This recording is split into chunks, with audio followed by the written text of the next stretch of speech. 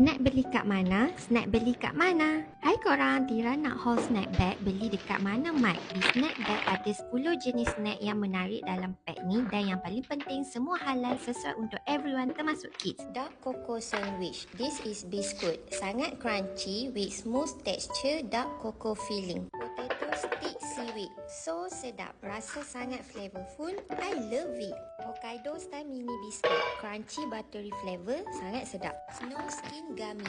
Very chewy with milky flavor. I love the texture so much. Original plum. This one rasa masam manis. Very refreshing. Coated cashew seaweed. Rasa seaweed with savory and slightly salty. Cocoa crispy ball. Rangup dan rasa coklat yang pekat. Sedap. Egg rolls. Rasa susu vanila yang sangat creamy. Senbei rice cracker. Salty and slightly sweet. Sangat rangup dan sedap.